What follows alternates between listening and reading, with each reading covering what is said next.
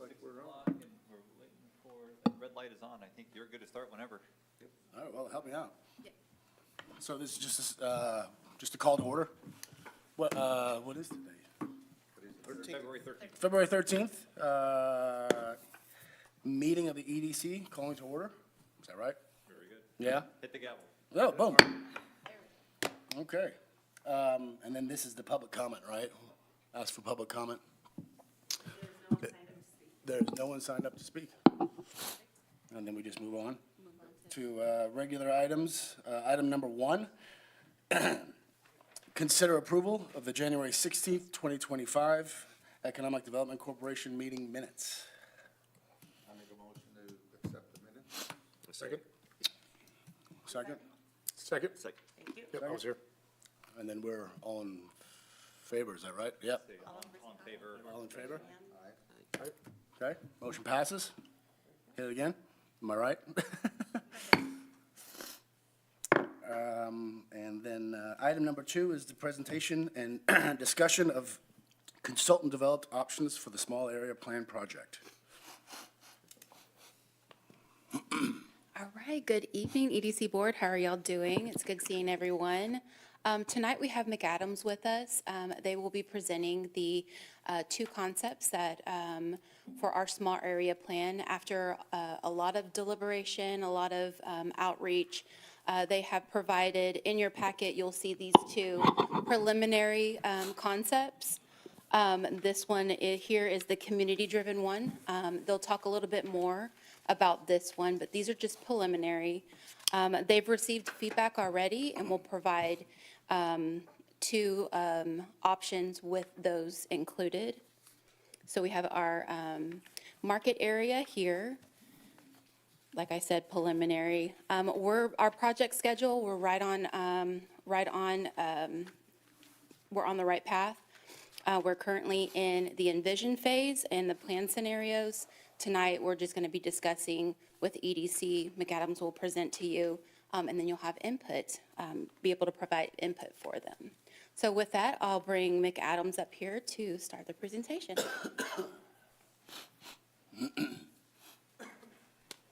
All right. Good evening, EDC. My name is Randy Rivera, Planning Director for McAdams, located at 4400 State Highway 121 in Louisville. So I'll get us kicked off, and this is interactive. Welcome questions as we're going along.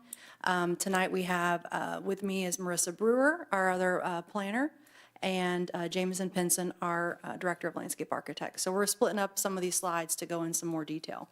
And thank you, Tamara, for showing the 2 different options. It's really option 1 and option 2 that we're going to go into tonight. And they are a little bit different than what you have in your packet because we just wrapped them up. Yes, I'll put them back up on the screen. Oh, actually, this one's blank right here. Is it blank? Oh, this is blank here. Or, Off. You can. Yeah, go ahead and start. okay. I will. Okay. Okay. Well, like Tamara said, we are on track on the overall project schedule that we talked about during our proposal phase with the town. And so here tonight, these are the steps that we've taken so far. The kickoff meeting was in July, and then we met with stakeholders and had an online survey after that and an open house. So September through November was community engagement. So those 3 months included a lot of engagement with others to get feedback before we were putting any pen to paper. And then as we get into January, we're synthesizing the feedback from the survey, from the online survey and the in-person open house, and starting on the draft scenarios. And we are excited to present those tonight. And we are also very excited to get your feedback and then take this feedback from tonight over to council when we meet with them on the 24th within a work session discussion with them. Are we good? Yeah. Yeah, okay. Okay. All right, so building up to this part of drawing, there's a lot of just legwork that you have to do at the outset, and then understanding the area and the goals of the community before we didn't want to of course, we look at the area and we just want to start drawing right away, but it's not fair to the community unless we get input and we draw in accordance with the feedback that we're given. So that's one of our principles, and we're going to honor that. And so through that community engagement, these are the 3 different types of engagement: stakeholder meeting, the online, and the open house, and those are when they were held. And then the stakeholder was the first kind of sessions that we held with several of the property owners. Each of those were individual meetings that we had here at Town Hall. There was 1 or maybe 2 that were done virtually. But most of the property owners that we met with were receptive to meeting. There were a few that we weren't able to get in contact with. And this is the overall feedback kind of just grouped together in these 5 bullet points. We asked them lots of different questions. What's good about the site? What's challenging about the site? What are your growth goals for the future if it was a business?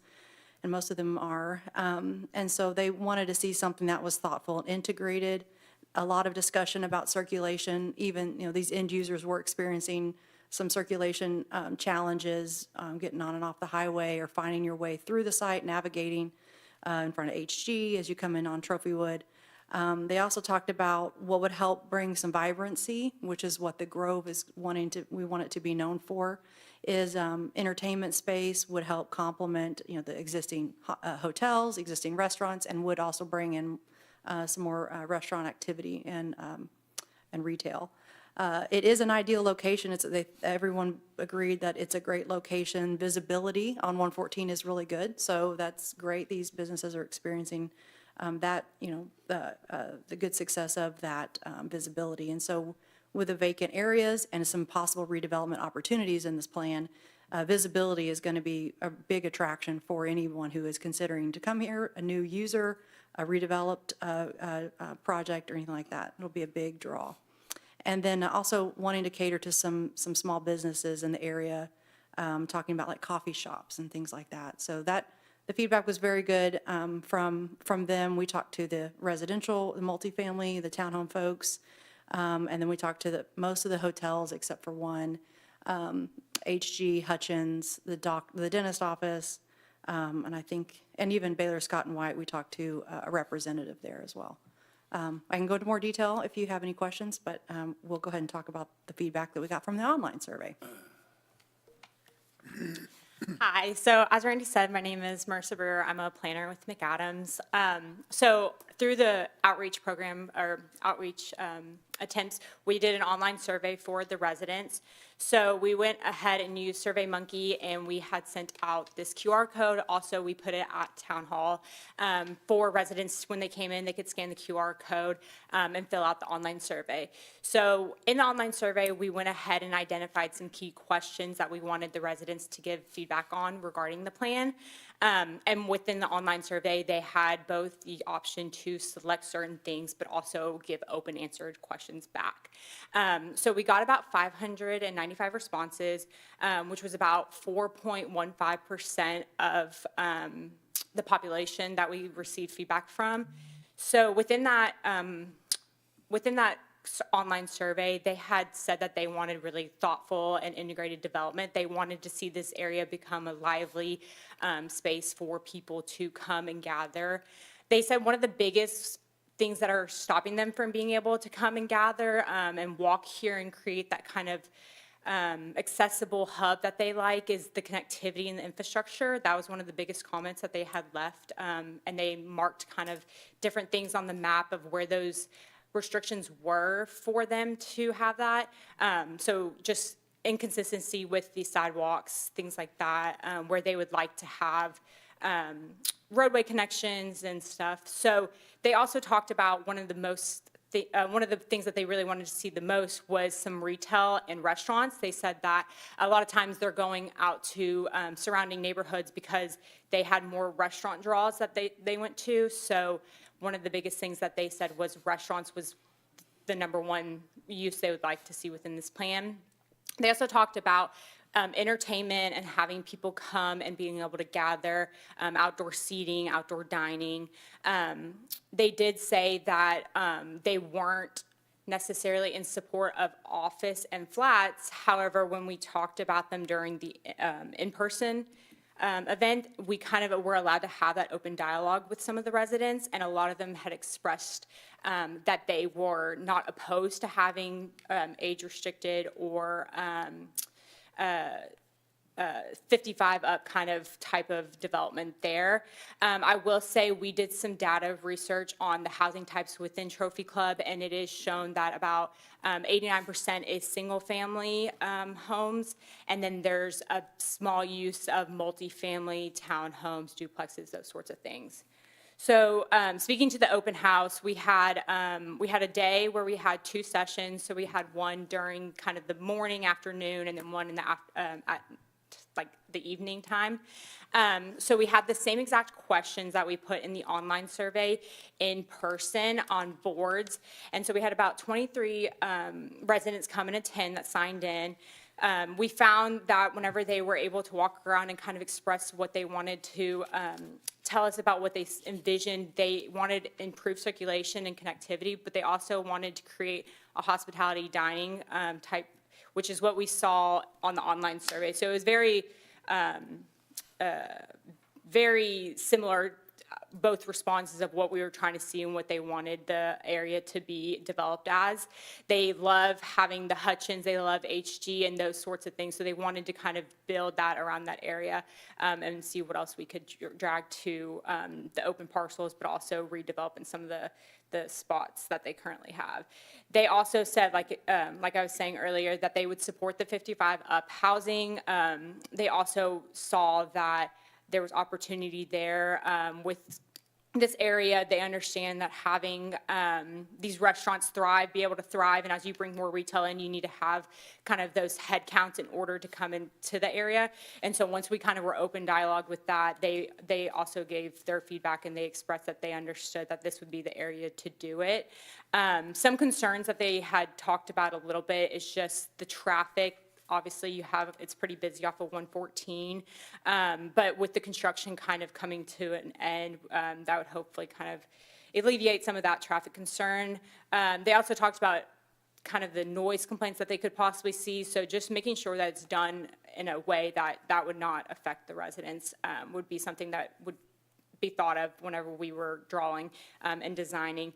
And then they also really loved, a lot of people were talking about the what brings them to other places, and they were saying just the community events, the kind of energy and that vibrantness that retail and restaurants bring. So that was the open house, and like Tamara was saying, we're in the envisioning stage, so I will turn it over to Jameson to talk a little bit more about what the plans currently look like. Good evening. I'm Jameson. I'll try to walk us through these 2 concept plans, and of course these have had a few revisions since the first time that they were created. And there's 2 currently that we'll look at tonight, and then we will, based upon the feedback, we'll either pick one or the other. They could be something that has elements of both integrated in for the final, or depending on the feedback, we may go holding the route. So here to get feedback tonight. This is concept 1, and this was the less aggressive approach design. So on this one, I'll try to hit on the ways that we, strategies and the different things that we did to take care of some of the feedback that we got earlier on. But this one, being less aggressive, we were trying to look at keeping a lot of the infrastructure that's in place today, having a less impact there, not moving around too many things, but then also trying to get some of those key elements that people are wanting from the plan. So the first thing you'll notice is Trophy Wood Drive kind of is going to remain in its natural state. There'll be a few revisions to this. On the previous concept, you may have noticed in your packet that there was a roundabout here. One of some of the feedback we got earlier on was to remove that roundabout to make the pedestrian crossing in that intersection easier to occur. We still have the median in the Trophy Wood Drive roadway, but that can also be a place for a safe haven stopping point as a pedestrian's crossing. They may get across the first lane of traffic, wait for a car to pass, and then they can make their way on across. Another piece was this center block where Building 6 is.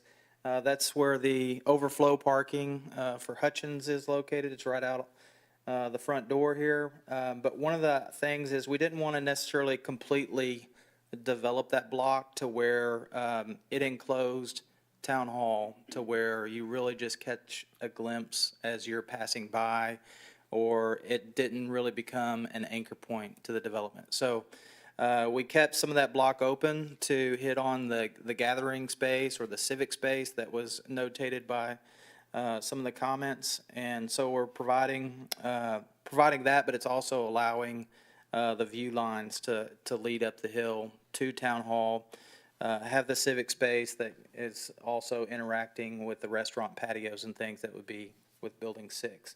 So we got HG staying the same, Hutchins is the same. Building 6 would be primarily a restaurant building. It may have a couple of restaurants, and then maybe it's got a little bit of retail space in it as well. Currently proposing that around 1 story. So the improvements also within the existing right-of-way is adding on-street parking. So we have removed the first entrance. This was some of the feedback that we got. We did remove the first entrance into Hutchins, the right-in that occurs right here. We did that just to help with the stacking distance, as people coming off of 114 to make that move a little quicker through there up to the intersection, as well as we provided a left turn lane into the HG Supply parking lot rather than currently today. A lot of people go up to the intersection, make a U-turn to try to come back into that entrance, or they'll drive down and around the building. So we have removed, let's see if I can find my mouse here. We have removed that entrance, so we'll just bring people around and in the back door to a parking lot. But we've also created a secondary access point right here between Building 4 and 5. Do y'all see a cursor or anything? Barely. Yeah. It disappears a little bit, Okay. but let me know if you can't see it. I'll try to be more descriptive. I apologize, I'm probably behind some others that have been more involved, but first off, today, a big problem that I see is when people try to turn left out of HG Supply, and they go the wrong way on that road. Does this turn give them the ability to turn left where today they shouldn't be turning left? They shouldn't be turning left. I think are. based upon some of the feedback maybe that we got was maybe they're trying to work their way out and cut through, get up to this intersection, and then head their way east. That's right. I think is maybe what they're trying to do. Ultimately, we would hope we could Just kill be that thoughtful of maneuver. that. Yeah. We should solve that problem while we've got it open. Yeah, but I'm not clear on what Building 6, what all. That's my question. so Building 6, and I can go through that. We've got another plan that'll go through the uses, but Building 6 would be primarily a restaurant building. There's enough square footage in there to have, two, probably 5,000 square foot, 3 to 5,000 square foot restaurants, and then have a little bit of space. Maybe there's a few retail storefronts there as well. So there could be some restaurant outdoor patios kind of facing out on that civic space there. Is that the only new building in this? No. So Building 5 will be new as well. That can have a mixture of uses.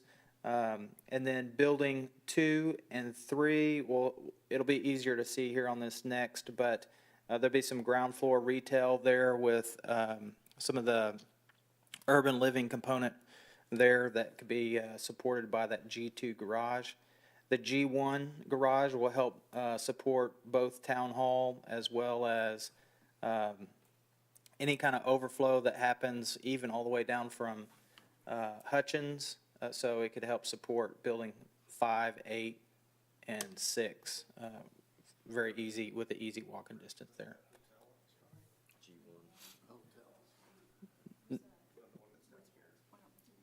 Yeah, so Wood Springs is located where the Building 2 and 3 is located. So this plan is proposing a current or a redevelopment for that block.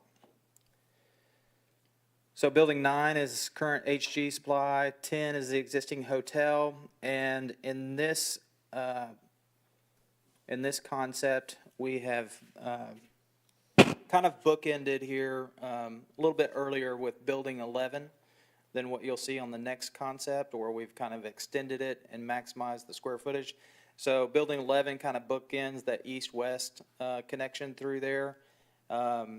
And that'll have some ground floor retail. It could have a living component on the upper stories.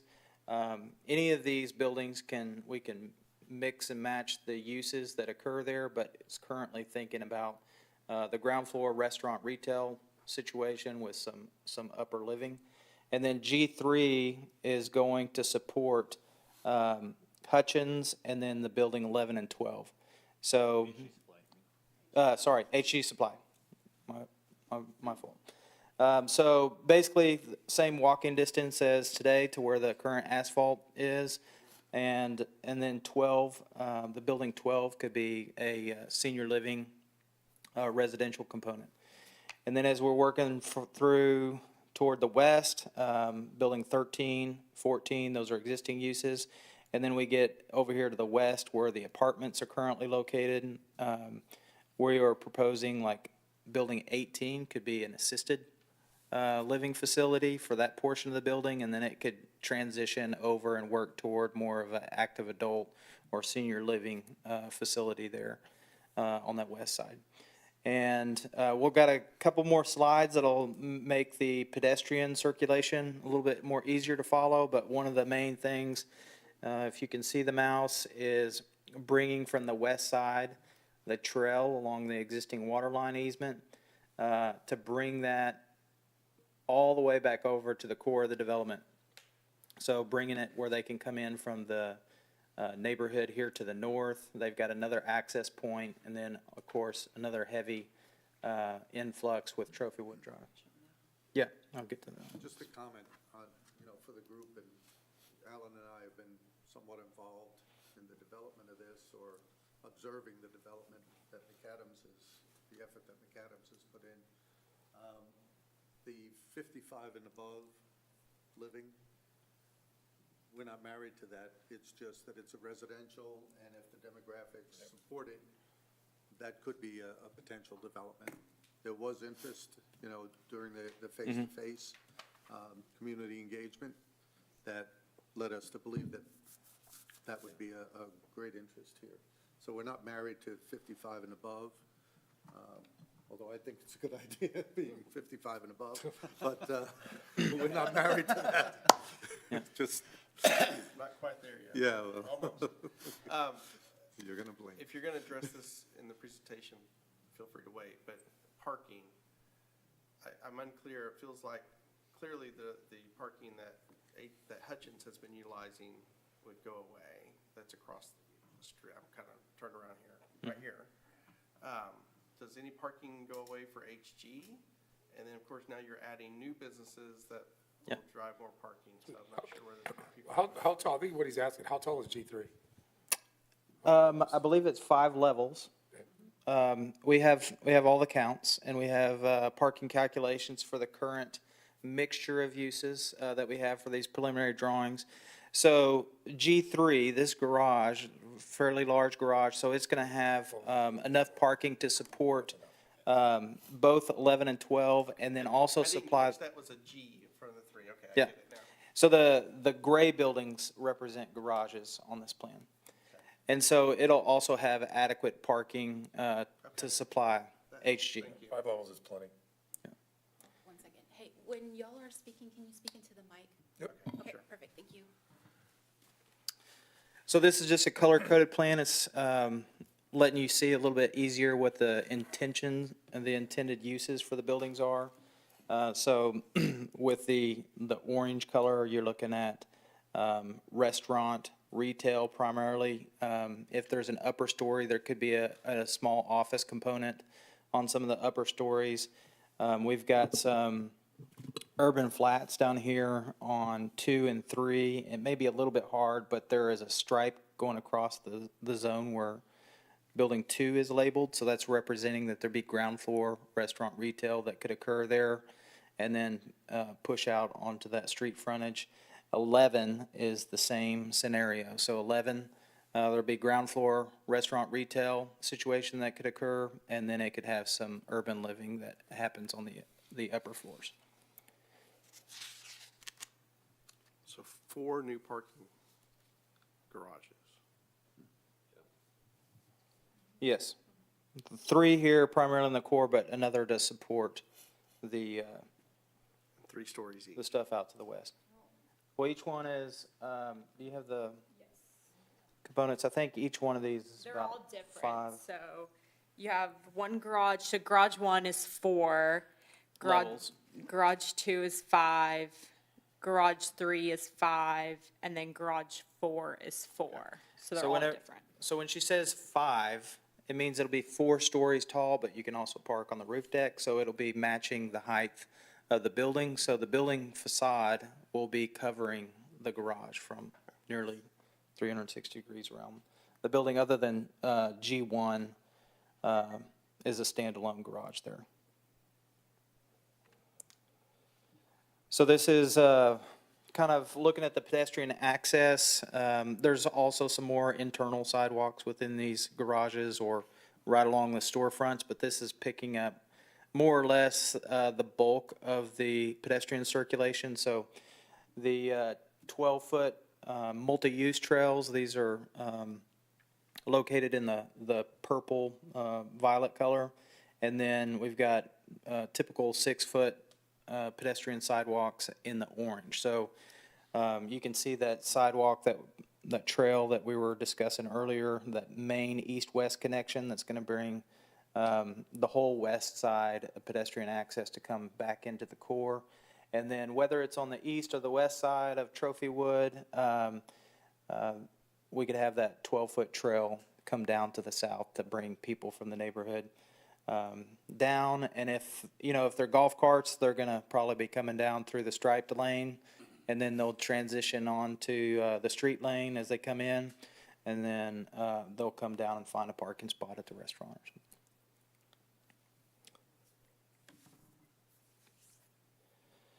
These are a couple of illustrations of what the street section will look like coming down through Trophywood now. So you would have your 14-foot lane on either side, a 15-foot median, and then we're having that addition of the 18 feet for the angled parking. And then you'll have the building facade happening here. On the right-hand side, that building's actually going to be pushed off as we're passing that civic space. It'll be pushed off a little bit more, but typically this could be the drive lane situation happening. That takes us through concept 1. You want to go through concept 1 and any more questions here?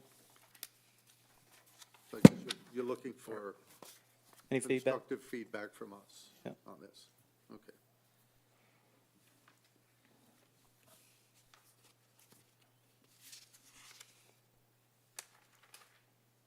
So I'm unclear which buildings that exist today would have to go to accommodate. Currently, there's only 2 areas that are being proposed to have redevelopment, and that is Building 2 and 3, that block right there would be total demo and rebuild down in the southeast corner, And that's the Woodspring. the Wood Springs. Quick question, is Woodspring, have they agreed to this? No. Just curious. So this is an excellent question on this part. So when we're doing a small area plan, right, for this is looking to the future of 10, 15, 20 years, right? The idea here is not necessarily that the town's going to go out. Sometimes when you're doing this, there's an expectation the town's going to go out and do this tomorrow, right? We're going to buy the property, we're going to make this happen. This is setting a vision for development, right? So this could be the current property owners deciding that they want to go along with this plan and what that looks like. A lot of times then there's some certain incentives involved. That's why we have incentive money, is to help incentivize something to happen here. It could be another developer coming in to buy the property with the intent of doing this. And then again, maybe the discussion of incentives to help make that part happen. For it, redevelopment is the hardest part of economic development because you have to kind of look at the existing property and the cost of the existing property, and that takedown cost becomes a factor in what happens later on for it. So while we've anticipated some changes here, right? So both at the Wood Springs and then also at the other end where you have the Vineyards Apartments as well for that. Those would be projects that would be kind of available for us to have discussions with different people, with the current property owners, and see, ultimately, we're talking about a deal between a current property owner and a future property owner, and them agreeing on a price and working through those deals, all things for which the town is not privy to, right? We aren't the ones who can make that part happen. You do have to have volunteers on all sides to be able to make that part occur.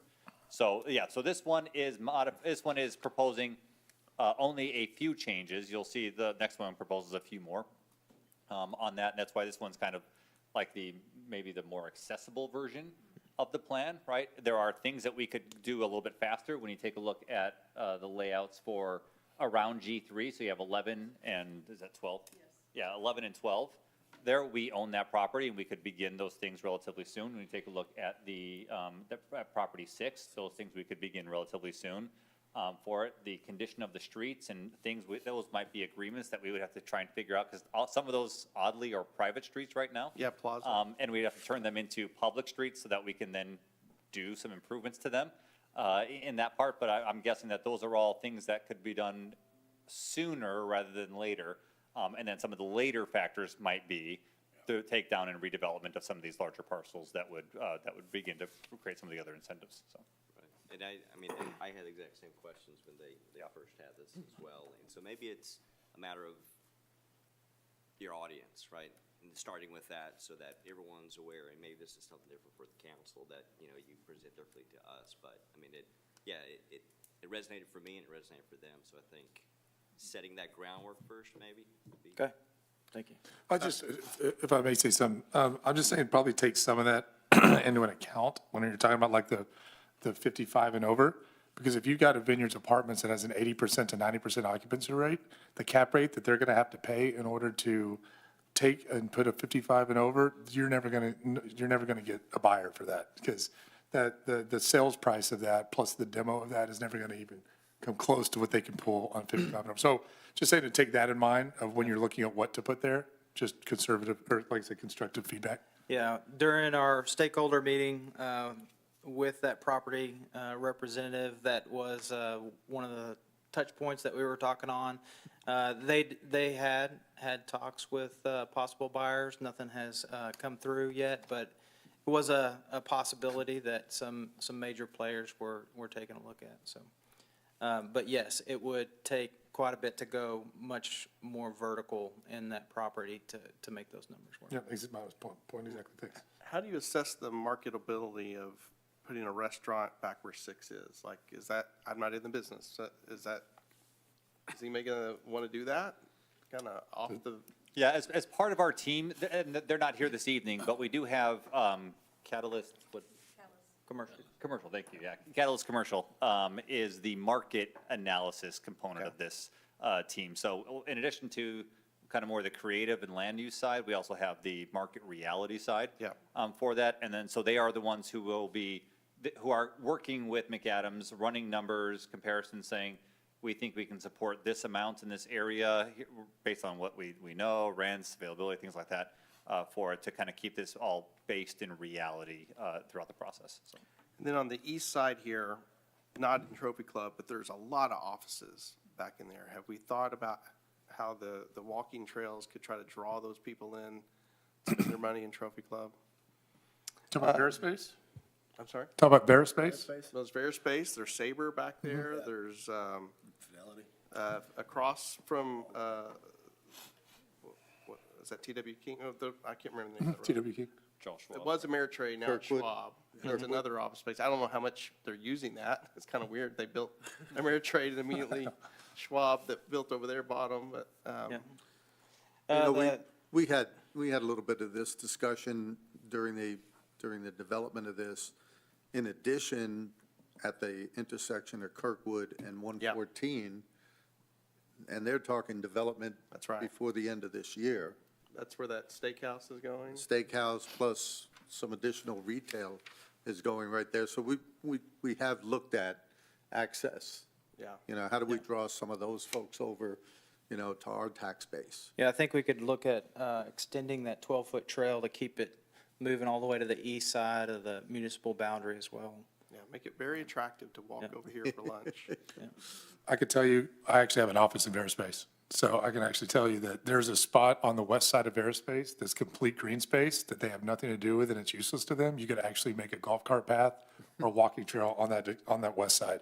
That would lead directly in there. I think that parcel belongs to Westlake, though. That does Because belong to that's Westlake. exactly where Westlake, Southlake, and Trophy Club converge right there. It's pretty tricky. But like Vegas, you could have one-way escalators. Right, I like it. yeah. It's just, I'm saying it's something to look into, and I'm developing in Westlake. And so I'm constantly at city council meetings and know the mayor well over there from developing and trying to, so that's, I can look into that, actually. I mean, I'll just at least ask, because that might help a little bit on the feasibility of this. Speaking of the eastern side, Randy brought up a good point that I did not touch on, but right over here, the intersection of T.W. King, this is another traffic situation that seems to be kind of clustered quite often, but this Oh, yeah, it's a horrible design. intersection right here, so one of the things we were looking at is if there could be some cooperation with the other municipality, could we pull that up in and thus make that circulation a little bit better? Yep. And also, you know, pull more people into the development that way versus kicking them back out there. So, any other comments before we go on to concept 2? I'm good. Okay, so concept 2, this is the one that's a little bit more aggressive. It does have some more changes to the infrastructure. It maximizes the square footage possible on this development to look at kind of what could be long-term. So again, the same concept that we looked at for both of these was initially like, how can we make Town Hall be more of an anchor to the development versus just something that you're passing along by. So in this situation, we have realigned Trophy Wood. And so as you come in to the current Trophy Club, Trophy Drive entrance, you'll make a slight bend and it's going to direct you up the road straight to Town Hall sitting up at the top of the hill. So you'll have that direct line of sight. As you come in, there's also going to be a noticeable difference when you're entering the development. So Building 9, you're going to see that right off the bat as you turn in. The south facade of Building 9 could be a signage opportunity. Maybe it could be a mural situation, something that's starting to put a uniqueness or some character to the development right off the bat. You're going to have more of a decorative intersection here. In this road section, we have removed the median. So we're bottlenecking this down to a 2-lane roadway here as it's going to go between Building 7 and 9. And you move through that intersection. So we're going to narrow this roadway, slow the traffic down once we get past this first intersection. And then have that be a really walkable, nice streetscape along those buildings. Have tree grates and sidewalks, benches can be Does along the anybody road. live on the east side besides me? Because that scares me to death, that this is my only entrance. Well, it's unless I go all the way up to the next entrance to Trophy Club. Yeah. You have everybody that lives on the east side is going to be slowed down. What, we talked a little bit about, I live on the east side, Yeah. too. Approximate square footage of that building on number 9, Building 9. approximate. I know that this is, So Building 9 is a 2-story building. Part of the second story is not there because we're proposing like a rooftop area that looks out back to the northeast over the civics. to the northeast, okay. That's total. 13,913 on the floor, but then Floor if it's plate. 2 levels. 26, 27. How many new buildings are there on this one? 1, 2, 3, 4, Especially over here in this cluster 6, around Town Hall. 8, 9. 9 here on the east side. Oh, No new buildings. So again, this is maximizing the square footage of the development to try to create a larger. I'd be curious from you guys that are developers, are we just gonna have a bunch of empty buildings? Or- This one makes me a lot more nervous, sorry, than the first one, and to your point exactly. From a pedestrian walkway, from a traffic engineering standpoint, having to go in like it's a Keller Town Center as a because I see the concept here, like a Keller Town Center, and it's great, but I see a lot of issues going in and then taking left for everyone that lives, because this is a massive artery for the entire east side of Trophy Club. I just see a lot of. Well, I agree with that, but I'm also asking, especially you sound like you're a developer, are we gonna be able to fill all these businesses? That's going to be tough, and trying to make them all restaurants, I think, would be very tough with what's coming in Entrada across the street too. If you did, I think some mixed uses here, condo and retail on the bottom would definitely fill up. But that's a lot of small buildings. I'm with you. It's a little bit of a concern. Yeah, everything takes some time to mature. As far as Catalyst Commercials' input and advice on that very subject matter, their opinion is they said we couldn't fit enough on this site with the traffic counts and the demands within this region. So, but there will be obviously a time period that the development will have to mature. What's the value of having Town Hall be the mecca as we drive up that hill and have to make the left? I'm looking for the value of that. I don't know if there's necessarily a value. I mean, I think it helps. You've got your civic anchor. It's a little bit of an icon. You've got the civic space in this right off the front porch, so to speak. So whether it's a town event or a festival or something right out on your Do either of the front. concepts plan for space for festivals or town events around? Yeah, so Okay. right here with this new alignment at Trophywood Drive, so yes, there is one stop sign. There'll be a right-hand turn that you'd have to make if you're coming out of your neighborhood down Trophywood Drive. But the realignment is also purposeful because we want the traffic to slow down as it's coming south to 114. That is on purpose. We want this to be a little bit more pedestrian-friendly and walkable versus the wide-open 4-lane. It's got striping on it now, but you have a very wide drive lane coming down, and you're coming off the top of that hill. A lot of that traffic is still moving very quickly down the hill, so.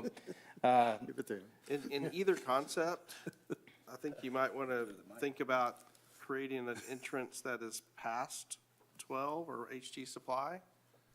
Because they've made that if you exit, the new exit here at Davis to get over that fast is probably illegal.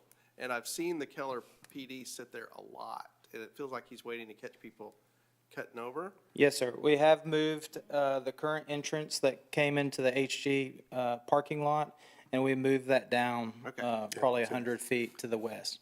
Is there, as you're coming down Trophywood, could you make a right turn pass in between the hotel Yes, sir. and the townhomes and then make a left and go out that entrance? Yes, sir. So again, as you're coming down Trophywood, the turn maneuver you're talking about is coming right down through here. You could get out if you're going to make any kind of westbound. If you're headed westbound, you could also come down the gut on Trophywood and head that direction. And then this also kind of creates a more designated route to come back over through and get on Kirkwood, so that way you can head back east. So we're also trying to disperse the traffic and give you options to get out of the development in the neighborhood. Obviously, what was the private drive, you can still make your way down there as well. So a couple of more options to leave that are a little bit. I agree with you, though. I mean, all I could see is the stop sign and it backing up, past the gated communities, Now, if you past could get the South next- Lake to let us cut over to TW King up here somewhere, that might solve. Well, you can do that. That's what he's saying, you can actually do that. Between That one actually and changed my now. mind a lot. I didn't see that. It's right there. In between 1 and 6, where the police cars currently sit? That's a Right there. possibility, right? Yeah, it's pretty windy though, but yeah, I see, it is new, yeah. I think that's something James brought up in one of the calls, right? Yeah. So, Is there a loop road in any of these? Indian Creek. well, we where you also going discussed at? a bypass, which isn't I like where you're going. impossible, but we did look at, is there another way to get over to T.W. King behind Town Hall? There is quite a bit of grading situation there, as well as a water line Our easement, friends in which, South Lake would not be very happy Yeah. if we. so there's some constraints that happen there, of course. Building the road on top of the retaining wall right behind the building may be an issue. That was the too, so. old entrance Yeah. years ago. So if I'm just trying to summarize this particular option in my head. Number one, it gives us Town Hall being the center of, this whole area here, which is somewhat community-driven, correct? It diverts traffic, gives traffic a couple of different options for exiting and entering, okay? I think there's a safety advantage. If you're on 114 on the frontage road, you could enter that new entrance there. Again, I'm just trying to do kind of a mental pro-con, to these two options here, if you're looking for constructive feedback this evening.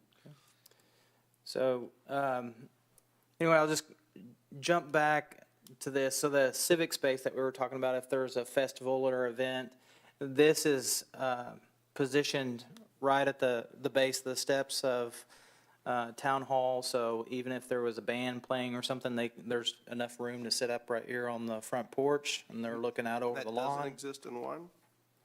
No, sir. It keeps the original alignment where the parking is pretty much the same as what's out in front today. So But there is a lawn area down from that, certainly. Yeah. But it's just not Cross- as close. Across the street. So this one is on the same side of the street as Town Hall. So what space does Trip Club utilize for civic events now? It's usually like, Indy Park or? So, we use all of our parks for different events that are going on. I would say that when we have something a little bit smaller, one of the ones that we partner with a lot is the town center, right? So we'll go over and conduct it on town center. That's not public land, but they work with us on being able to use that space. I'd say it's that format that we'd probably replicate here, a little bit smaller. Obviously, a huge bash, we're not gonna be able to do here at this Yeah. You're saying like location. where Poor Sports is that where you're? Correct, yes, yeah, town center, yeah. Mhm. Yeah, I mean, and I think the point I would make too is, within the civic space would be the most heavily trafficked area, and we'd be running cars right through that, that celebratory space, and seems kind of dangerous. And so I'm just trying to figure out, okay, what celebrations would we do there that we wouldn't, put off into a bigger park setting? Yeah. So, again, that civic space, trying to incorporate that. As we're coming through this area with buildings 5, 7, and 9, this is kind of more the extension of the Hutchins and the HG. This is kind of like the placemaking where they've got nice courtyard plaza situation where the restaurant patios can face out here on the north side of the buildings. They've got the rooftop patio possibly as a scenario. But 7 would probably be like a one-story restaurant building. 5 is ground floor restaurant / retail. This could also be a good spot for live-work units where they have an office down on the first floor. See if I can get this mouse to show up again. Through this plaza area, like if they had a accounting office or something that faces out onto that, having some more resident, business-owned opportunities here. But then the upper floors have like an urban flat situation that occur there. So this 5 would be a 4-story building, and it may be a little bit hard to see, but there's a dashed line there under building 5. and that would be a below-grade garage. We're looking at two levels, and that's primarily to serve the residential units on the upper floors. There is some overage in that garage that could be used for some of the retail, but we're looking to drive most of the visiting patrons from G1 and G2 garages to come in to access 5, 7, 9, 8. 15, 1, 2, and 3, is that another garage? Yes, this is a garage. Okay. This is a garage here.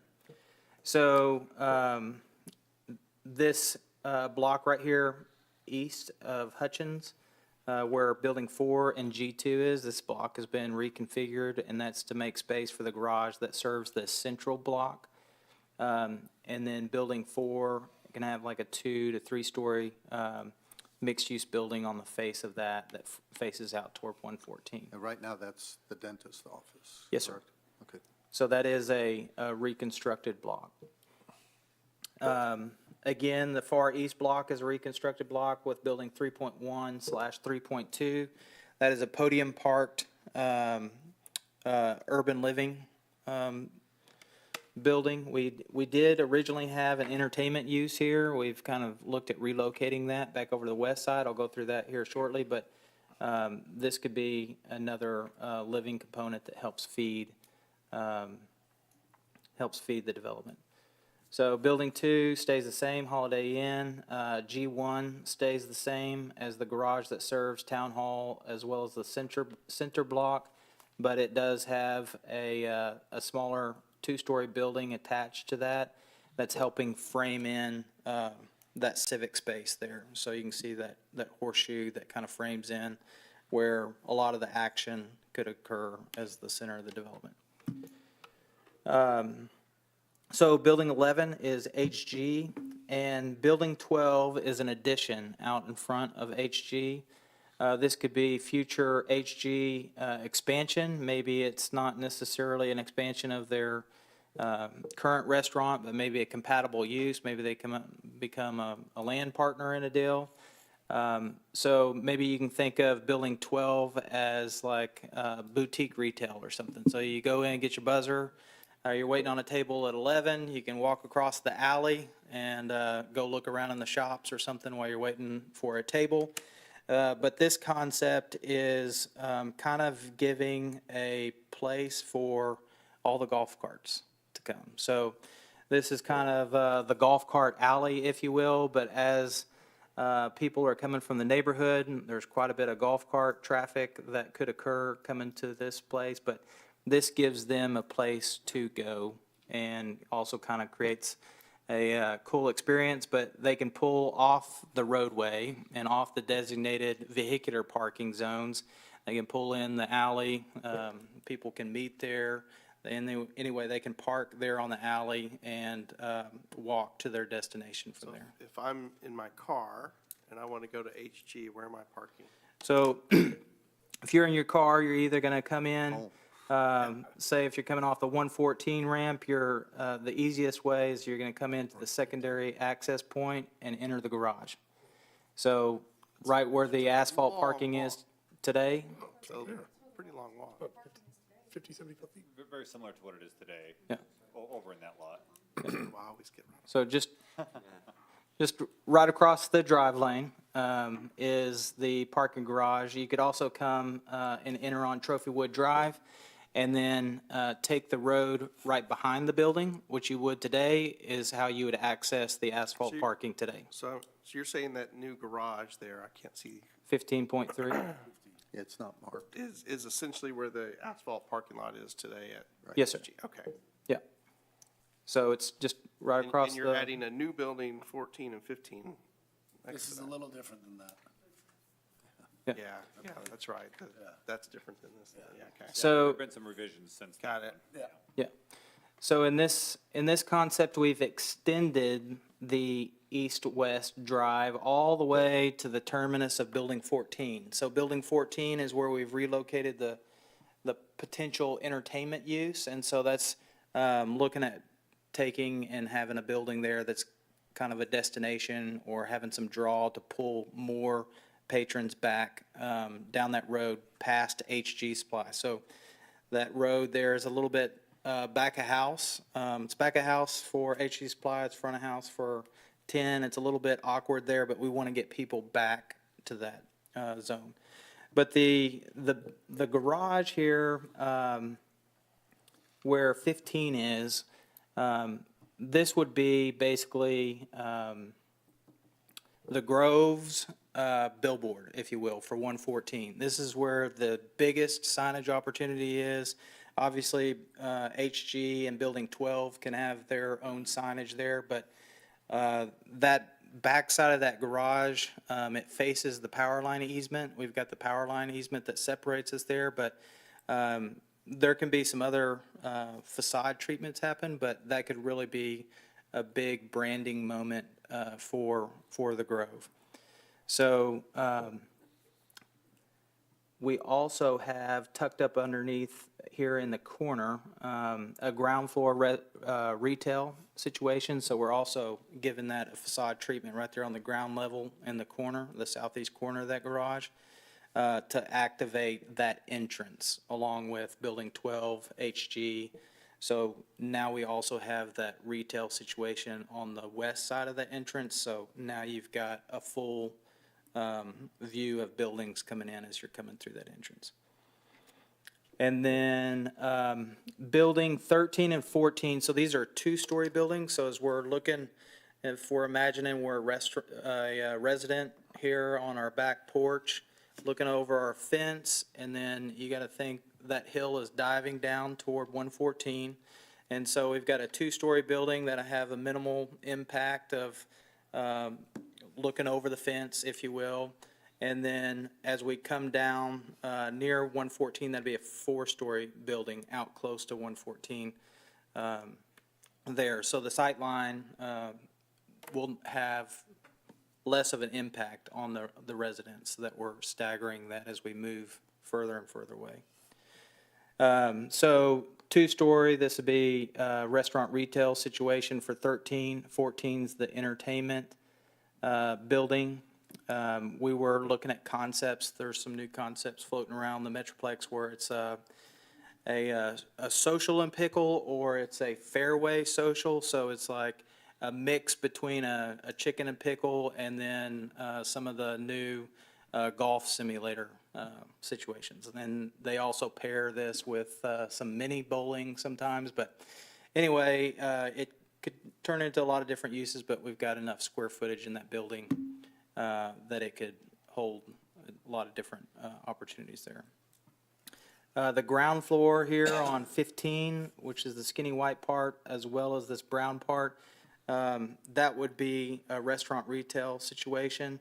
The brown part could be the second story balcony that you could have these would be a little bit more the premium units, but you could have like your private balcony out over the top of that. You can look down over the plaza, see people, do some people watching from your own balcony. But then 15.1 and the upper stories of 15.2, that would be an urban living situation.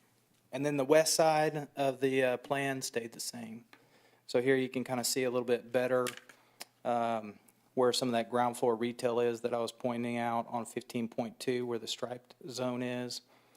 And then the ground floor retail on 5, where these urban flats would be.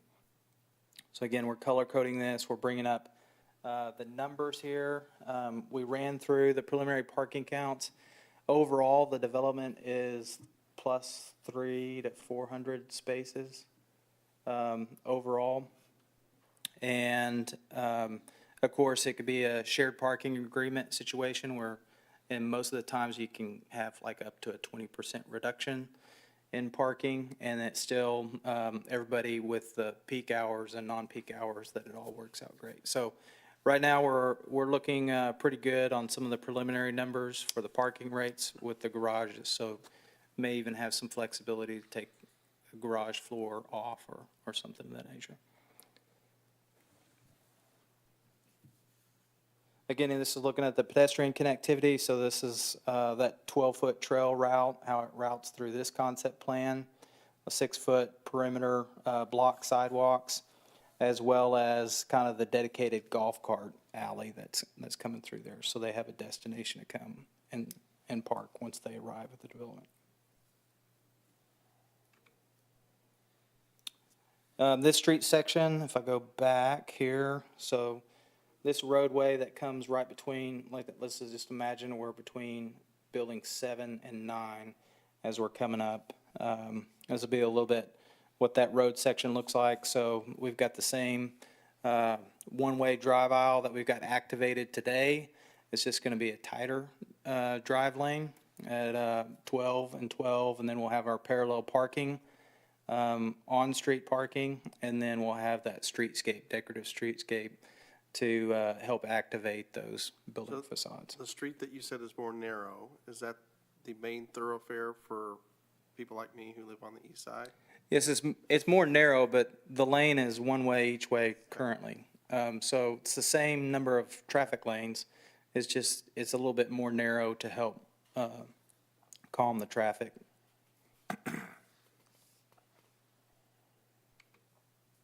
And then these are just a few inspirational images. Some of these were used to help during the community engagement to describe what some of the different buildings are, but some nice activated plazas like this top right situation where some buildings can front out on. They could have some restaurant patios front out on those as well.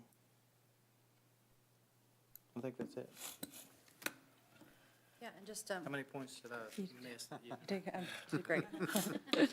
But just, I wanted to highlight some of these pictures. This one on that top right, he just mentioned, that's Clear Fork over in Fort Worth. It's a great project, and Edwards Ranch and stuff. So it has a ground floor retail here with the garage above it, which is pretty neat, but it is wrapped on most sides of that, where that structure is.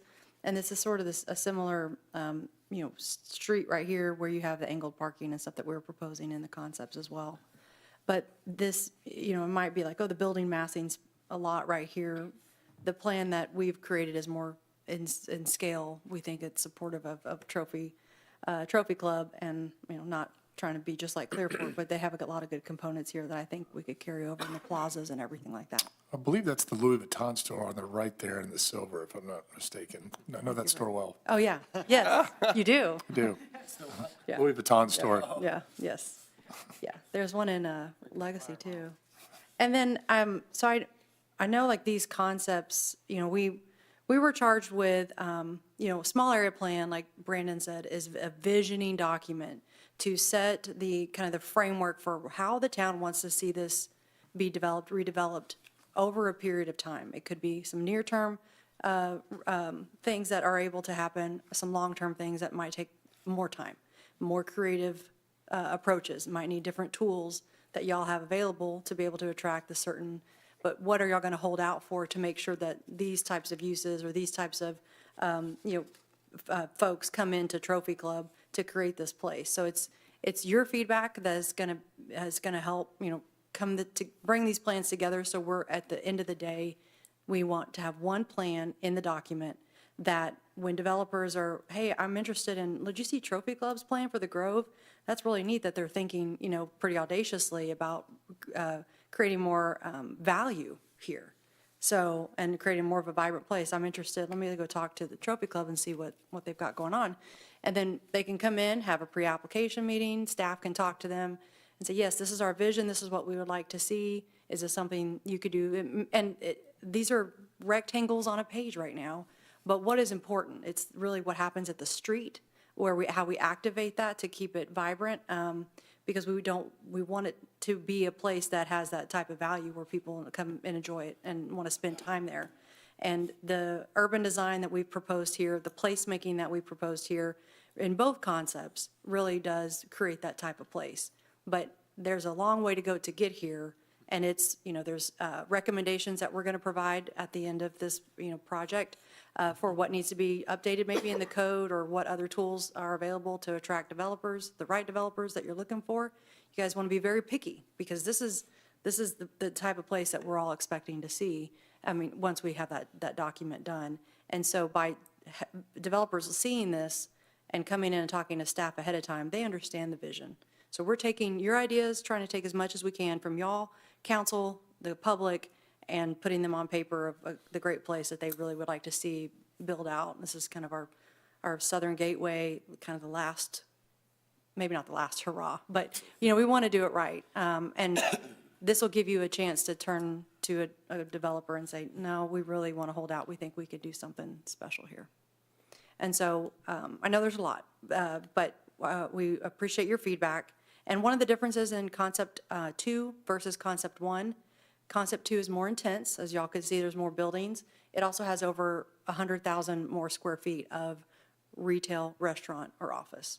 So there's more value there too. You're able to fit more of that square footage on the plan and more tenants. So we are happy to answer more questions if you have any. Well, I've got a request based on, looking at both concepts. You're right, they're rectangles on a piece of paper or on a screen right now, but there are a lot of components that went into developing this, and I'm sure you all put a lot of effort into it. But I'm a little up in the air. I don't know what the advantages are of this concept 2 versus concept 1. And I think that the differentiation between the two is significant. Okay, you just mentioned it's an extra 100,000 square feet of retail and tax base, right? Correct. But there's some drawbacks. I mean, we look at traffic flow, we look at a number of different components that go into the decision. Is there a document, or is there something that you all have put together to figure out, how you develop this? I'm looking to be sold on these two, okay? I don't know, in my head right now, I don't know the advantages and disadvantages, and I've been trying to put together a pro-con list. I wouldn't expect you to do cons, okay? I'd expect you to do pros, but I'd really like to know, what went into it. If Jason were here, he could say, well, demographically, yeah, we're not over retailing this area here because, the neighborhood demographics really support it. But I also don't want to see a lot of empty stores either, or empty buildings, empty retail or residential. So is there something that you have put together during this process that, helped guide you into these two concepts that you could share with us? I don't think we have anything that's prepared. We have a lot of documents and photos and sketches that we use for brainstorming, and when we collaborated together with the feedback. I know the first concept, we wanted to give, based on that feedback, to try to align as much as we can with as much of the feedback as possible. And it's sort of a minimal disruption of the area. I mean, we're proposing two catalyst areas on that south side, and then a redevelopment of the vineyards and things like that on that west side. But the rest of it is keeping things intact, not impacting the existing businesses in a negative way. There's some impacts with access and parking, but the other, I think one of the pros you pointed out, Joe, was that, yeah, there's more square footage. This one, Building 9 is HG, right? And it has 55 parking spaces in the front there in the concrete. And then that asphalt parking lot is 234 spaces. The town agreed that no matter what, HG would always have 294 spaces. So we had to put the puzzle together to make sure it fits within the garages, or the garage next to it.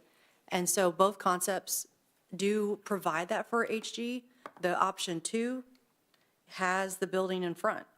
So do you think that is a pro or a con? Because HG, I'm sure, would have thoughts on that, but it does give them an option or an opportunity. Hey, I could sell off this piece of property. I still have my parking. And it creates more square footage for this community of golf carts that we're trying to do, and boutique shops and an ice cream shop right there, things like, well, there already is one there, but something along those lines of it's kind of like the Mule Alley over in Fort Worth. We're creating a golf cart alley right through there, a really unique place that we haven't seen anywhere really in the Metroplex, to our knowledge, maybe in Florida. but not here, and wanting to kind of differentiate Trophy Club and the Grove to be that unique place, and it's a trade-off. How bad do you want that? I mean, because, again, HG is impacted. They're a stakeholder that's definitely more impacted by concept two. Is that a pro or con? It might be more difficult to get to two, you know. I think one is more of a I don't want to say low-hanging fruit, but it is a more kind of practical approach. And maybe it's, you know, one makes sense for the near term, but two is sort of a long term. Like, hey, we might be receptive if the right applicant came in and said, I'm buying HG, I want to do what this says because this is going to be just the hub of, you know, kind of the golf cart community for all of DFW. And so it gives an opportunity to attract that type of interest. And so that's what we want to do with this plan. And one of the recommendations that'll come out of it is how do you attract developers? And putting out solicitations for interested parties. And we've done that and worked with other communities to do that, to attract quality developers that were interested. And then they come in, they have talks. And the other thing too, the zoning's not in place for this, the way it's designed, the form that we're providing for. And so they'd have to go through a legislative process to even be able to do what they wanted, you know, to be able to do some of the things on this plan. And that gives council discretion to say yes or no. You know, we really want it to, you know, to have this component or to have enhanced sidewalk right here where the building front needs to face this way. It gives all that leverage to council to be able to make sure that the most important components of this are adhered to when applicants come in and they're interested. So there's, Yeah, the fact that we have a plan, I think, is, Right. that's one huge step in It's the a very right big direction. step. But to answer your question, because I'm sort of long-winded, we don't have anything ready just right now that we could share. But I think, you know, we could go back and sort of do our own quick analysis of pro and cons on each concept and Is share that with something- y'all. Am I the only one interested in that? You know, I don't want to be a, It's basically feasibility study is what we're asking for. And then once the final once the input on the concept is received from you and council, our economic development, or sorry, Jason and Catalyst Commercial, they're doing a fiscal impact study that'll show the, you know, the benefit to the town. so are you looking for us to decide on A or B, and then it goes to that step? Let me, so in our please. process here, right now, we're working with the EDC board. Our next step is the council and talking with them as well for that, and then determining whether or not we need a little bit more public input or not into that process. But we'll kind of, we'll see how we go along there. I think the feedback is very important. We're not trying to get to, this is exactly how we want to see it tonight, right? The feedback is important, and if you prefer the concepts of A or B over the other, that would be very helpful for us to kind of say, you know what, the EDC board is leaning more towards the idea of A because it's a little bit more attainable. They would like to see less disruption, or it's, you know what, we'd like to see option B because we really believe in the growth of this area. We believe that it can be more intense in its use and it can support that type of business. That would be, when I think about these two plans, that's, you know, I think about that kind of that difference, right? One of them is, you know, when you arrive at it, it's going to feel a little bit more, it's going to feel a little bit smaller in what it presents. The other one is going to feel a little bit more intense. I'm going to go there and I'm going to be in the middle of an area that has a lot more. And you think about that and what that impact is on our community, which one do you prefer, right? There's not a wrong or a right answer to that. There's just which one you kind of want to go with. Considering that the word intense has been used probably 5 times between McAdams and staff, I get the point. So I'll just keep beating the dead horse. I can buy into two if the feasibility study and the experts tell us that we actually could attract all those businesses. But Joe and I live on the east side, and you're funneling every car through the middle. Like on one, it feels like it's just a street, not much different than it is now. Two, it feels like I'm driving through a parking lot now to get to my home. And it's not just me. I mean, there's a lot of us on the east side. So that to me, if you could somehow solve for the traffic problem for the east side residents, I could be more excited about two. You know, Sorry, Jameson, just to that point, kind of, I noticed on the one that showed the parking, street parking, the concept two did not have angled. That was, Yeah. does angled not fit? So that is a difference between the two as far as just maximizing that, and you'll see that there are a few more garages on the concept too, so we're pushing more towards structured parking. We are given that teaser parking out on the front, but it is a parallel parking situation That on would slow street. it down even more. Yeah, versus Potentially, yeah. an angle parking, which, Yeah, ultimately, though, I think if we were to say, okay, you know what, we don't really like the idea of parallel parking, angled parking is gonna be better. The reality is the buildings kind of squished together, they might be reformatted a little bit differently on that, but Well, I that's a small believe it's thing. attainable, I don't wanna speak for those that do that. we, It's not a small It's not a deal breaker. I'll be frank with you, if building 9 were not there, okay, right? If building 9 were not there, I'm not a big fan of intensity, right? I like the way that we've built here, I like the community here. I'm not looking for intensity, and I know, I've had a fair amount of intensity. But I do appreciate having, town hall as being the centerpiece. But to drive in and see you said it was a two-story or three-story building? two-story. Two-story building, and then I'm gonna divert up towards, and I'm gonna have to look at town hall now, right? Then I'm gonna have to make my left to go home, right? Come up and 2 more stop signs, and then go home. It is intense, and Yeah. I think keeping with the community, the way we want to live, I don't want intensity. I want additional retail. I want additional residential. I want the tax base. But I don't want to feel like, everything's being built up, too high. I also think in terms of making the town hall a centerpiece, if you had a meaningful, like amphitheater or some sort of,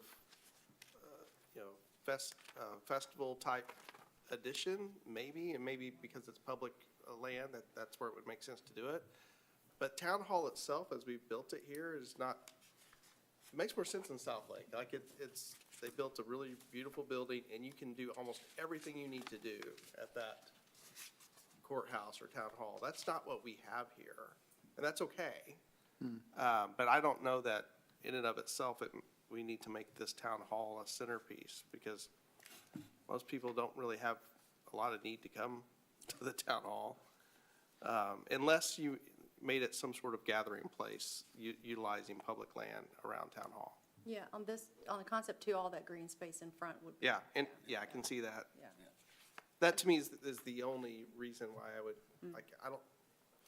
we built a nice building, but it's not like, majestic as we drive through, and there's our town hall, and it's not that nice. See, I like the 5 and 7. Let me go back. Just don't like that 9, I don't Well, like it- that Well, 9. well, there's your roadway to solve all your traffic problems. You get rid of that, you get rid of 9. Get rid of 9. That's And you've right. got your straight roadway that goes all the way through, and now you've got more space on building 7 to push out just a little bit, to make that a little bit bigger, or a green space. And Yes, you could be- essentially, if you go back to 1 or A real quick. Right here. Sorry, You're good. This is- Jameson's hat's in the way. There we go. So on this one, you take a look at, where building 6 is, essentially removing the green space to be another building concept there, 7. right? Is kind of what you're talking about, which is Right. removing Yeah. 9 for the roadway, keeping the orientation there and kind of building more building into 6. But then you lose on some of the outdoor space in that concept, in this concept, right? and maybe it's not A or B, it's. It's a hybrid. See, Yeah, yeah. I think so. I do like what you did, though, with 2 in terms of making it like 100 feet further before you take the right. Because as I said, it is really tight right Oh, now. Hutchins. Yes. For those of us who like the new exit and don't want to sit through the light by exiting where we used to exit, giving that extra 100 feet would actually make it, not just for residents, but for the people wanting to go and shop at these stores and dine at these restaurants, it's really, if you're not used to it, it's gonna be pretty dangerous, people trying to get over 3 lanes so fast. So I like that. That is on both concepts. Okay. Yes. I didn't catch that on one. Yeah, it's right here, Good. right here on the west side of 9. That's the same location. Or really close to option 2. Same. I bet you could traffic engineer having, you're gonna hate me here, but having the combination of one where you have a straight-through road with maybe parallel parking, and then also have a bare right to go up to the town hall, so you could have a choice. You know, if I'm not going to town hall tonight on my way home, I'm gonna go straight up and I'm gonna go home, right? But if I do wanna go to town hall, if I wanna go to the green space, if I wanna go to building 6, you know, then I would bear right. I don't know, I'm not a big fan of the intensity, and that's the word I keep hearing. I want the incremental, you know, growth, but I don't want intense growth. So we haven't talked about the far west side very much, and it's hard for me to tell on the drawing, but where the colored part stops. It's right here on the tree line. Where is the intersection that's over the bridge that goes over 114? Oh, Yeah, it's a it's off, a little bit off screen. yeah, it's off in the white space over here. Oh, and there's a Yeah. church right there. There is, yes. Okay, so we're not going to plow over the church. I was thinking if you had if that street went where the church is, Oh, no, sorry. and across over to Indian Indian Hill. Creek, that would create some help on the traffic, because when you're coming from the east side and you're wanting to go east, like towards Dallas, it is a pain to go over here. Most of us Yeah. go down Plaza, and you go through that weird intersection, and then you sit through the light. And we debate in our family all the time, is it faster to do that, or is it faster to come out and go down to that bridge and go over? But if you could go down Indian Creek and then go straight, again, where the church is, I'm not talking about demolishing the church, but I'm just trying to think out of the box. Like, are there other entrances into Trophy Club besides the 3 that we have today? Because especially in option 2, you are really taking one of the 3 entrances to Trophy Club, and feels like I'm going through a parking lot to get home. Well, and then going back to option 2 to show that real quick, we had our in-house traffic engineer look at this, and the town did have numbers, inbound numbers for about a 7-day period. They averaged 2,100 cars a day. I think actually that was probably the highest. It might have been lower than that. Yeah, that was the highest. But when you add this development, it's going to be a whole bunch of new people on top of that going to these restaurants. There would be more traffic added, yeah, and that is inbound only, it's not outbound. So think of the 2,100 as the highest, maybe it's doubled on the outbound, so maybe there's about 4,000 cars a day using Trophy Wood. That's an assumption I'm making, I'm not a traffic engineer, but just knowing that the inbound number peak was, or not peak, but the highest was 2,100. But that's the whole 24-hour period, it is not the peak hour, so it doesn't tell the whole story of what is happening in the AM, what's happening in the PM. You know, PM's usually inbound for sure, so maybe that's why it is peaking. But when we look at other mixed-use developments that are successful and vibrant like this, there's one in Flower Mound, Lakeside, DFW, where they're building condo towers on Lake Grapevine. And it has a very similar kind of design of framing in the streets and creating that public realm where there's activation on the ground floor and these pedestrian scale elements along those streets, which we're trying to do here. On that street, it's a divided boulevard, and there's about 6,000 cars a day just on that one. And so we thought, well, even our traffic engineer said, this is a low volume of traffic if it's inbound for a 24-hour period. But not having that outbound number, we're not seeing the whole thing. And it does introduce the delay of the stop, but is it worth it? Is it worth having motorists be able to drive by these ground floor spaces to attract the retailers It's like, you don't want, none of us want empty buildings. And the market would drive when these buildings do come online, when they're being built, when the demand is there. And that's what Jason and Chris can speak to when they're here with council. But forcing that traffic to go through there makes it more viable and so, a situation that retailers would be more interested, because they are, hey, there might be 4,000 cars a day right now, but when this is developed, maybe what is that going up to? But it is, today, right now, it's a low volume that's using trophy wood.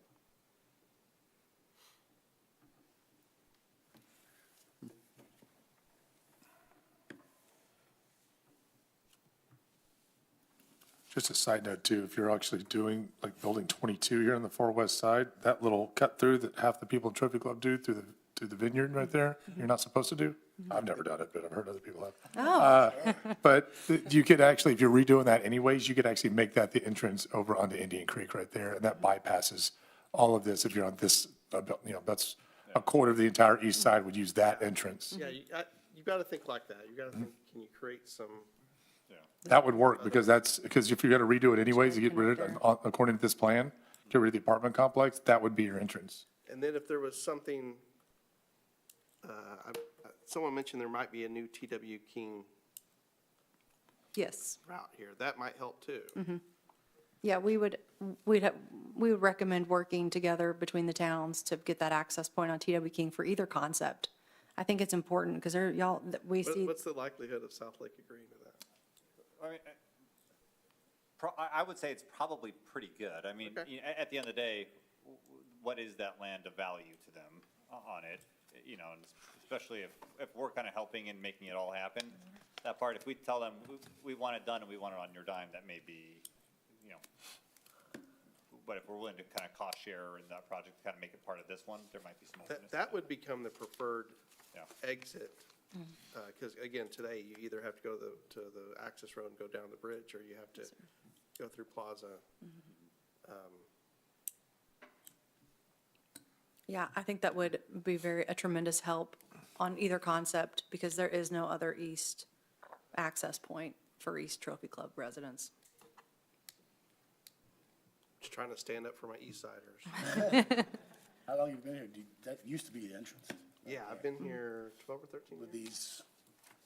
this gated thing, that was the entrance to Billy King years ago. Before my time. Yeah, I guess so. Was this something that we take the packets home and kind of look at and then come back next meeting and give you some feedback? Or is this Or can we get the updated drawings emailed to us? Yes, we can definitely email this PowerPoint. We've sent it to staff. Staff has that. Yeah. I can send it to everybody. perfect? Yeah. So we can receive, Brandon, I'm not sure how we receive their feedback, if we need to come back to get it or if it could be shared with us. I think. Yeah. Just for me, what would be the most helpful would be this feasibility study, because I'm not a developer, so it feels like, what makes sense to me is there may be a certain critical mass that you have to get to in terms of restaurants and all the different uses to kind of get it rolling, and I don't know if one is big enough, and I don't know if two is too ambitious. And I hate the idea of empty buildings, or I guess it's not like we're building them all at once, so maybe just land that we think will become buildings, it never does. But that to me is the big one, as EDCs. If our objective as EDC is primarily to drive, business and revenue to the town, two, if it works, does that, right? To me, it's probably more council's job to weigh all the other interests, but I just don't know until an expert tells me whether two is really doable. So an economic Yeah, feasibility study, just like, is the demand there to really support Yeah, this especially much square knowing that we're footage? not the only shop in town. You've got the new development coming, I keep pointing weirder ways, but Yeah. I think it's this way. In South Lake. And then Entrada, which I don't know the details about Entrada, but I don't want to be Entrada, where it's been going on for years. Right. 14 years to be exact. Seems like Yes. seems like it's never gonna actually come to fruition. I don't wanna be that. Well, and then, but, I know it's, this is a small Yes. area plan, and that's I yeah, get it, yeah. And the town isn't developing anything. I mean, that, we're Yeah. not, we're No, I not get it. suggesting that, but, Yeah, yeah. yes. So when the demand is there. So we can talk to Catalyst about an economic feasibility, summary for both options, if they could draft a kind of a brief report that they've done a market study that talks about some demand in the area and what could be supported in today's conditions. I think they could take that data and transfer that onto, with this information and the program, the square footages and things that we've already calculated, and come up with probably like it's like the first part of their fiscal impact analysis they're going to have to do anyway. So I think that Exactly. makes sense. One page for us. Well, and Yeah, as Joe exactly. said, like Just a pro and one-pager, con yeah. as well, of each, you know, the highlights of this is what this area does, number two does, one does, Right. little summary. And then you can rate them, and then we see who wins. There you go. Yes, yes, With Building 9 taken out. yes. Oh, with number Building two. 9 taken out. I Is mean, that a I think everybody's consensus? in agreement with I'm that. with you on that. Okay. So we've taken Building 9 out, because then you could extend, basically all that is a hybrid of 1 and 2, Yeah. like Brandon was saying. So I think everybody agrees from a traffic flow standpoint, taking that 9 out and making it just a straight road, I think would help out a lot. Okay, And that would take about 26,000 square foot out. out of, okay, and We're somebody's, still higher on square footage on concept 2, even if with that Even coming out, without 9. even without 9. option 1, how many additional square foot does that introduce? Option 1, well, for, That's true. let me go to that chart. That's true. Option 1, for the retail, which is the orange, the retail restaurant, 71,000 plus the 32,000, so 103,000 square feet of retail for option 1. Okay, And then option 2, well, you're gonna send this to us, right? yes, sir? Good. Option 2 has, I think it was, I had it on my phone because I just calculated it. That's okay. But yeah, the 86,000 is restaurant retail. I'm going to go down here to office retail, 89,000. And then the ground floor retail is 26,000. And Building 9 is an office retail, so we take 26K out of that? Out of that 89, correct. Okay. All right. Yeah, that, Are you adding that up, Marcel? I know. yeah. Yeah, they're approximate. Really I'm rough. just looking at the rough. Okay, so the Plan 1 has roughly around 452,420 square feet of just building, that's existing and proposed. And then the Plan 2 has about 1,373,686. More than double. So more than double. But that's also, again, rough numbers. So, we'll give you finalized numbers. Getting close to 3 times, yeah. Yeah, of all square footage. But I wanted to point out the difference in the retail restaurant increase between concept 1 to 2. Right. Because of sales tax. So. Okay, so we have some good feedback and some more deliverables to provide to the board and to hear back from the committee on that, how that was received amongst you all. And when is the next meeting date that y'all are, a month from now? No, 27th? 27th? 27th, yeah. So in between there, we'll have some feedback from the council as well for it, and we'll bring back kind of those concepts as well as some of these ideas here, and we can kind of continue to flush out where we are with this plan. Yeah, I would be interested Yeah. to see what the council says. Yeah. Another Yeah. body like ourselves. When do you guys weighing meet with in the and council? See where we meet. Yes, 24th, Are you gonna pass along our feedback to them, or? are they- absolutely. yes, sir. Yep. Yeah, so one of the, I mean, among some of the feedback that you had, I think one of the key components of what you're saying is you kind of like, if I'm summarizing what I think I heard, it was you kind of like option 2, right? In other words, go for more building space that the market can support, which we need to demonstrate along the way, and absolutely that will be part of the project, right? You don't like the idea of the road teeing and turning, so that needs to be reoriented. And then the building part would be restructured so that we can keep the roadway kind of where it currently is aligned. in that situation. So I'm hearing kind of that general feedback as far as what this board preferred tonight. Get rid of 9. Get rid of Okay, 9. Get rid of building yeah. 9, and we could continue to have the street Yeah. the way it is. Yep. But we could also have a bare right to the town hall. That's my opinion.